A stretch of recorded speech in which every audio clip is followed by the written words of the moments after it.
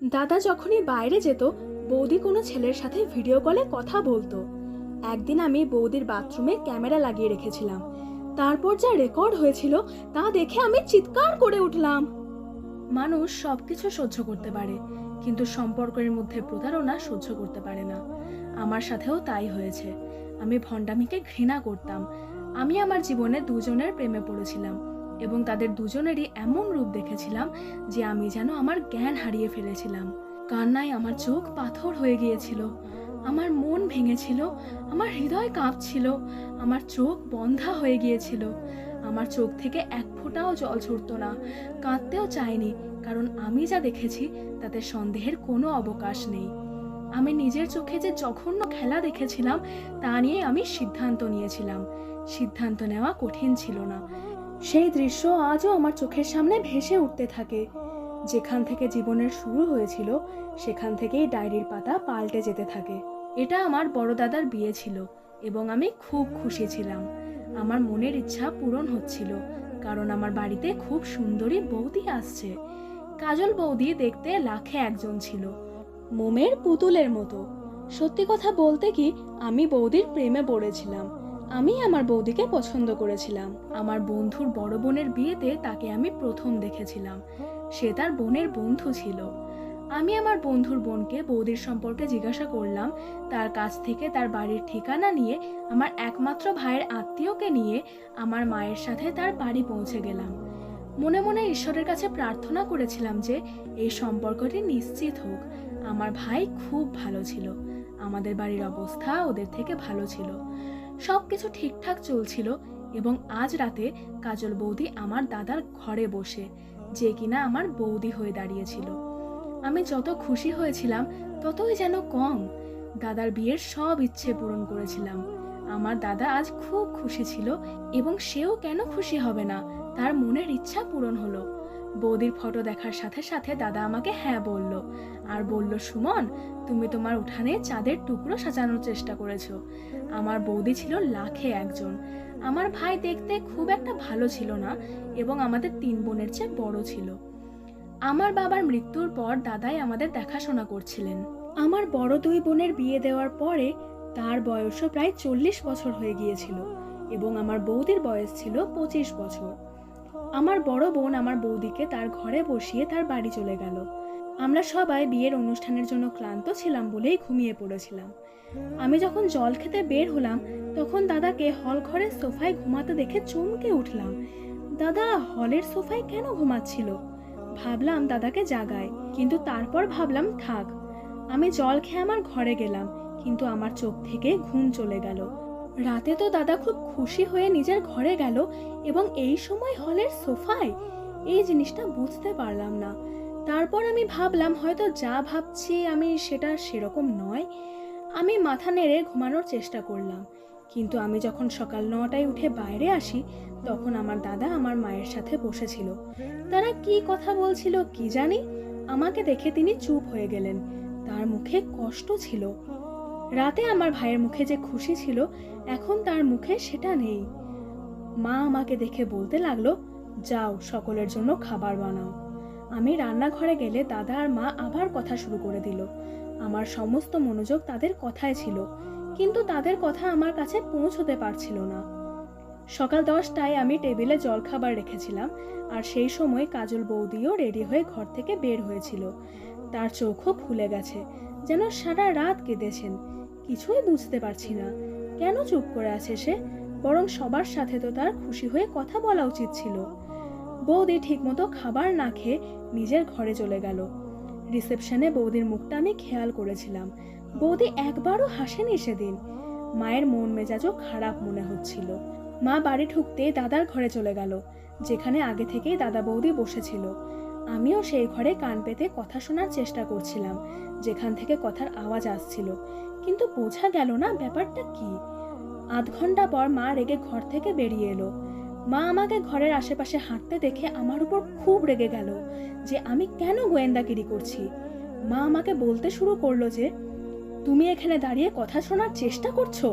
নিজের ঘরের ভিতরে যাও, আর খবরদার যদি তোমাকে কোনোদিন এই ঘরের চারপাশে দেখেছি।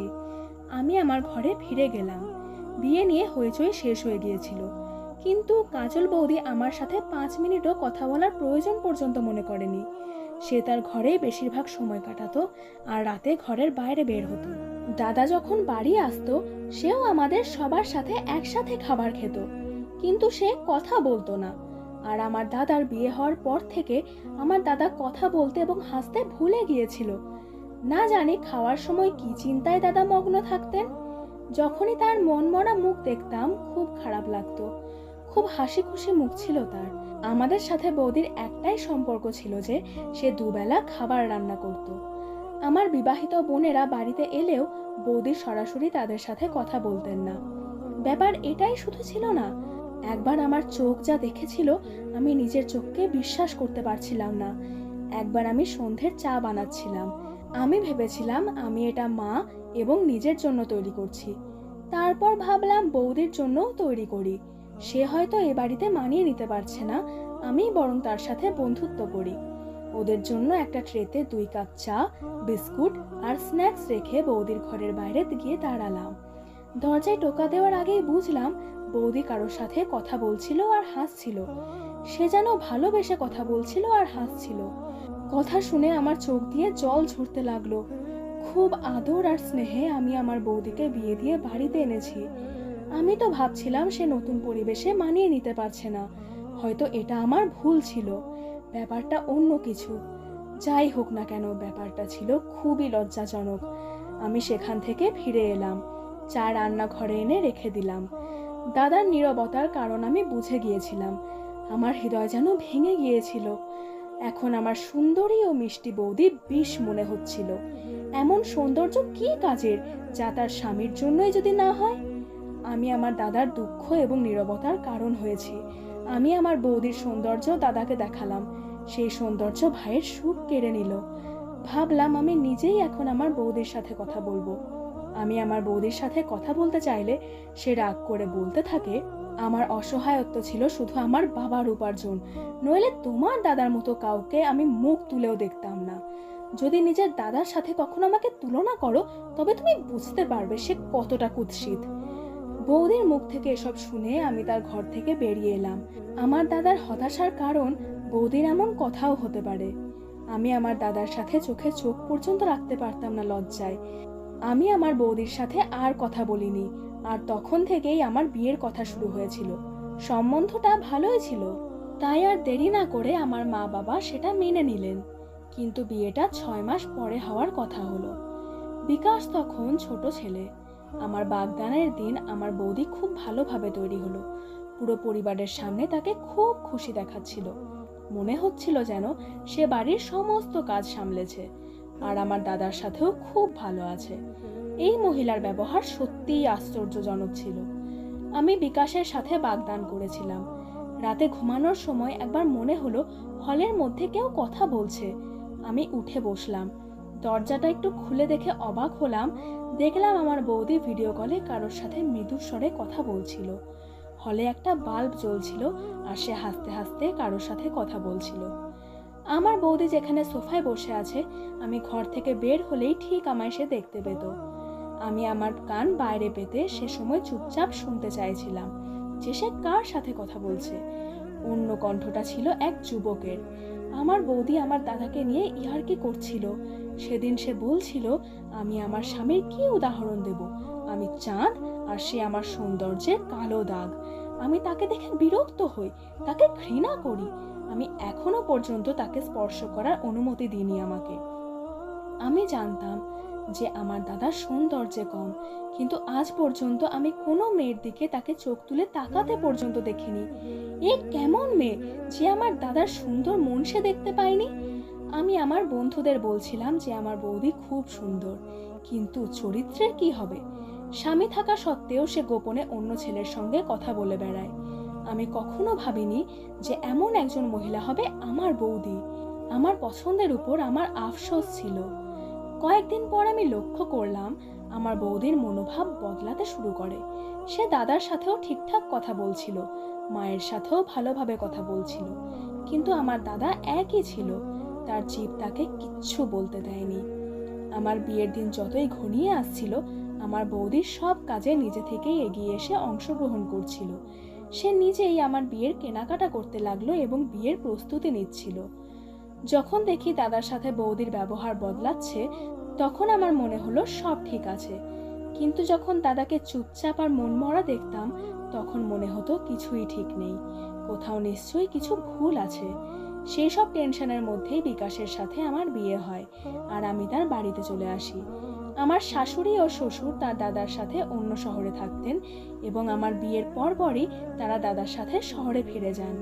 আমি আর বিকাশ একা থাকতাম। বিকাশ খুব ভালো মানুষ ছিল। বিয়ের কিছুদিন পরেই কাজল বৌদি ও দাদা আমাদের বাড়িতে চলে আসে। আমি অবাক হয়ে দেখলাম সে আমার সাথে এত আদর করে কথা বলছিল। সে বলতে লাগলো, তোমার চলে যাওয়ার পর থেকে আমাদের ঘরটা ফাঁকা হয়ে গেছে। তোমাকে ছাড়া আমার খুব মন খারাপ ছিল। তোমার দাদা অফিস থেকে ফিরে আসার সাথে সাথে আপনি তাকে এখানে নিয়ে এলাম। আমি তাকে তার ভালোবাসা প্রকাশ করতে দেখে বিরক্ত হয়েছিলাম। সে কেমন মহিলা এবং আমি জানি না সে কেন তার ভালোবাসা প্রকাশ করছিল। দাদাও তাকে পাত্তা দিত না। হঠাৎ আমার চোখ পড়লো আমার বৌদির দিকে। সে অদ্ভুতভাবে তাকিয়েছিল বিকাশের দিকে। আমি অবাক হয়ে গেলাম আমার বৌদির চোখে দীপ্তি দেখে। তার মুখে হাসি দেখার মতো ছিল। বিকাশ দাদাকে জড়িয়ে ধরে বলেছিল, সুমন বাড়িতে একা থাকে, যখনই তোমার মন চায় চলে আসবে। বিকাশের কথা শুনে কাজল বৌদি বলল, কেন নয়, আমি তো অবশ্যই আসবো। আমার তো ননদকে ছাড়া একদম ভালো লাগে না। এসব শুনে আমি অবাক হয়ে গেলাম। বৌদির ভালোবাসা আমি প্রথম দেখছিলাম। দাদা বৌদিও আমাদের সাথে খাবার খেত। কিছুদিন পর যখন আমি আমার বাবার বাড়িতে গেলাম, তখন আমার মা খুব অসুস্থ, আর এতটাই যে আমার মা পৃথিবী ছেড়ে চলে গেল। এই খবরটি আমার জন্য একটি বড় ধাক্কা ছিল। কাঁদতে কাঁদতে আমার অবস্থা খারাপ হয়েছিল। আমি বারবার অজ্ঞান হয়ে যাচ্ছিলাম।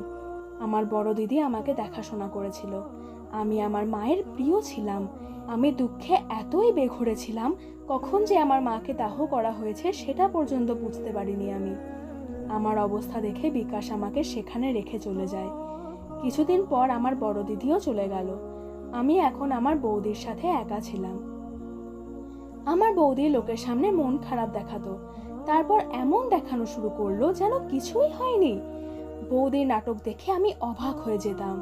মায়ের ঘরে বসে আমি সব সময় মায়ের কথা মনে করতাম আর কাঁদতাম, কিন্তু বৌদি আমাকে পাত্তা দিত না। একদিন রাতে বিকাশ আমার সাথে দেখা করতে আসলো। তাকে দেখে বৌদি চমকে গেল এবং তার সেবায় লেগে গেল।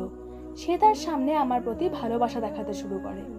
বৌদির এই কাণ্ড দেখে আমার খুব খারাপ লাগছিল। আমি ভাবলাম বিকাশের সাথে ফিরে যায়, কিন্তু আমার বৌদি জোর করে আমাকে আটকে দিল আর বলল যে তোমার দুঃখ এখনো টাটকা, তুমি আমার সাথে এখানে থাকো। এমন হওয়া উচিত নয় যে তুমি বাড়িতে একা কেঁদে কেঁদে অজ্ঞান হয়ে পড়ে আছো আর আমরা জানিই না। বৌদির কথা শুনে বিকাশও একটু ঘাবড়ে গেল এবং আমাকে সেখানে রেখেই ফিরে গেল। রাতে আবার শুনলাম বৌদি কারোর সাথে কথা বলছে। আমার খুব মন খারাপ হয়ে গেল। আমি আমার ঘরের দরজা খুলে দেখি কাজল বৌদি কারোর সাথে ভিডিও কলে কথা বলছে। আমাকে দেখে সে ফোন বন্ধ করে দিয়ে আমার দিকে তাকিয়ে হেসে তার ঘরে ঢুকে গেল। পরের দিন দাদাকে তার ঘরে ডেকে জিজ্ঞেস করলাম যে তোমার সাথে বৌদির সম্পর্ক কি ভালো? আমি বললাম, আমার মনে হচ্ছে এই মহিলা ভালো না। আমি অনেকবার রাতে হল ঘরে বসে কারোর সাথে কথা বলতে দেখেছি বৌদিকে। দাদা আমার কথাকে গুরুত্ব দিল না, বলল, তুমি এইভাবে জিজ্ঞাসা করছো কেন? দাদা বলতে লাগলো, তেমন কিছু না, হয়তো সে তার কোনো বন্ধুর সাথে কথা বলছিল। আমি চুপ হয়ে গেলাম। কিন্তু এখন তো দাদার অফিসে যাওয়ার সাথে সাথে বৌদি তার রুমে যায় এবং তার ঘর থেকে কথা বলার শব্দ আসতে থাকে। আমি এড়িয়ে যাই ব্যাপারটা, আর আমি দুপুরে ঘুমিয়ে পড়েছিলাম। কিন্তু সন্ধ্যায় যখন চোখ খুললাম, হল থেকে একজন পুরুষ আর একজন মহিলার গলার আওয়াজ শুনতে পেলাম। আমি যখন ঘর থেকে বের হলাম, তখন আমার বৌদি হাসতে হাসতে বিকাশের সাথে কথা বলছিল এবং তার সাথে সোফায় বসেছিল। আমাকে দেখেই বিকাশের মুখ ফ্যাকাশে হয়ে গিয়েছিল। তখনও ওখান থেকে তাড়াতাড়ি উঠে আমার কাছে এসে দাঁড়ালো, কিন্তু আমার বৌদির মুখে অদ্ভুত হাসি ছিল। বৌদি বলল বিকাশ আমায় নিতে এসেছে, কিন্তু আমার মনে হলো যেন আমায় সে মিথ্যে বলছে। আমি বললাম, ঠিক আছে, দাদা অফিস থেকে আসুক, দেখা করি, তারপর চলে যাব। এবার বৌদি রান্নাঘরে গেল। সেই দিনই আবহাওয়া বিগড়ে গিয়ে হঠাৎ এত বৃষ্টি হলো আর দাদার ডাক এলো অফিসের কাজে। দাদা খামার বাড়িতে গিয়েছিল আর বৃষ্টির কারণে রাতে ফিরতে পারেনি। আবহাওয়ার কারণে বিকাশও এখানেই থেকে যায়। রাতে খাবার খেয়ে যখন ঘরে গেলাম, জানি না বিকাশের মোবাইলে কার বারবার ফোন আসছিল। বিকাশ বারবার কল ডিসকানেক্ট করছিল। আমি জিজ্ঞাসা করলাম কার কল। সে বলল আমার একটা বন্ধু বারবার ফোন করছে। তারপর তার মোবাইল ভাইব্রেট করে টেবিলে রেখে দিল। তারপর কথা বলতে বলতে আমি ঘুমিয়ে পড়লাম। কিন্তু যখন চোখ খুললাম তখন আমার পাশের জায়গাটা ফাঁকা। বিকাশ আমার পাশে ছিল না। আমি উঠে বসলাম। আমি ভাবতে লাগলাম যে এই সময় বিকাশ কোথায় যেতে পারে। বাইরে তখনও বজ্রপাতের আওয়াজ শোনা যাচ্ছিল, তখনও বৃষ্টি হচ্ছিল। আমি ঘর থেকে বেরিয়ে এলাম। আমার মনটা যেন কেউ মুঠোয় চেপে ধরেছে মনে হলো, কারণ বৌদির ঘর থেকে আওয়াজ আসছিল। আমি ঘরের দরজা অবধি গেলাম। ঘরের মধ্যে তাদের দুজনের মধ্যে যেন কথা হচ্ছে। আমি যা শুনতে পেলাম তাতে আমার মাথা ঘুরে গেল। আমার মনে হচ্ছিল যে আমি সব কিছু হারিয়ে ফেলেছি। আমার বৌদির ঘরে আমার স্বামী। আমি আমার ঘরে ফিরে গেলাম। আমার চোখ যেন পাথর হয়ে গিয়েছিল। আমি এক ফোঁটাও চোখের জল ফেলিনি। তখন আমার এমন একটা প্রমাণ দরকার ছিল যেটা আমি সবার সামনে আনতে পারবো। আর আমি তখন আমার ভবিষ্যৎ নিয়ে ভাবছিলাম। ঠিক তখনই মোবাইলে একটা মিসড কল আসলো। যখন আমি মোবাইলটা হাতে ধরলাম, দেখলাম তখন ওর এক বন্ধুর কল আসে, যেটা ততক্ষণে কেটে যায়। কিন্তু মোবাইলের নেট ডাটা অন ছিল। হোয়াটসঅ্যাপ ভিডিও কলে নম্বরটা দেখলাম এবং আমি পুরো অবাক হয়ে গেছিলাম। আমি যখন সেখানের চ্যাটগুলো সব পড়ছিলাম তখন আমার মাথার উপর যেন আকাশ ভেঙে পড়েছিল।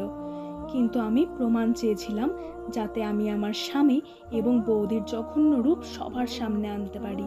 এইদিকে বৃষ্টি থামার নামই নিচ্ছিল না। দাদার ফোন এলো, বলল যে বৃষ্টি না থামলে আমার আসা সম্ভব না। বিকাশ ফিরে যেতে চাইলে আমি তাকে বাধা দিয়েছিলাম, কারণ এখন আমাকে প্রমাণ সংগ্রহ করতে হবে। বিকাশ বলতে লাগলো আমার পক্ষে দিনে যাওয়া সহজ, কিন্তু রাতে যেতে পারবো না। আমিও বললাম বাড়ি গিয়ে তোমার মন খারাপ হবে, তাই আজ এখানেই থাকো। বিকাশ আমার কথায় রাজি হলো। বৌদি রান্নাঘরে রান্না করতে গেলে আমি তার ঘরে গিয়ে বাথরুমের আলোতে আমার ক্যামেরা লাগাই, কিন্তু ক্যামেরার ফোকাস ঘরের দিকেই ছিল। ওর ঘর থেকে আমি বেরিয়ে এলাম। রাত্রে বিকাশ আবার ঘরে ছিল না, কিন্তু এবার আমি ঘরের বাইরে আর যাইনি, কারণ আমি তাকাতে সাহস পাইনি। আগে কাজল বৌদিকে আমি অনেক ভালোবাসতাম, কিন্তু সে ভণ্ড বের হলো। তারপরে আমার স্বামী বিকাশকেও ভালোবাসি, কিন্তু সেও খারাপ চরিত্রের মালিক বের হলো। সকালে ঘুম থেকে উঠে ক্যামেরা দেখে চমকে উঠলাম। সেই ভিডিওতে দেখা যায় আমার বৌদি তার ঘরে অন্য একজনের সাথে কথা বলছিল। আমার বৌদির যদি অন্য কারোর সাথে পরকীয়া থাকে, তাহলে বিকাশ এত রাতে উধাও হয়ে কোথায় যায়? ওই রাতে যে কথাগুলো শুনেছিলাম সেটা বিকাশের আওয়াজ ছিল না, ছিল অন্য এক যুবকের। ঘরে গিয়ে আমি আমার বরকে জাগিয়ে দিলাম। ওকে জিজ্ঞেস করতে লাগলাম যে রাতে সে কোথায় যায়। প্রথমে ও আমার দিকে তাকিয়েছিল বেশ কিছুক্ষণ, তারপর বলল যে ও একটি এজেন্সির সদস্য, তাই তাকে ঝড়ের রাতে ডিউটিতে যেতে হয় এবং এটাও সবাইকে বলতে পারে না। আমার ভাই কাজ থেকে ফিরে এলে আমি তাকে সেই ভিডিওটি দেখাই। আমার দাদা এরপর আমার বৌদিকে ডিভোর্স দিয়ে দিয়েছিল, কারণ তখন তার কাছে ওই মহিলার নোংরামির প্রমাণ ছিল। আমার ভাইয়ের দ্বিতীয় বিয়ে হয়েছিল একটি শালীন চেহারার মেয়ের সাথে, যে তাকে খুব ভালোবাসে এবং তাকে সম্মান করে। শোনা গেছে যে কাজল বৌদি আর বিয়ে করেনি। ওই লোকটা কাজল বৌদির সাথে প্রতারণা করেছিল, তাই সে লোকটাই ওকে ছেড়ে চলে গেল। এখন তার আফসোস করা ছাড়া আর কিছুই নেই। ধন্যবাদ বন্ধুরা।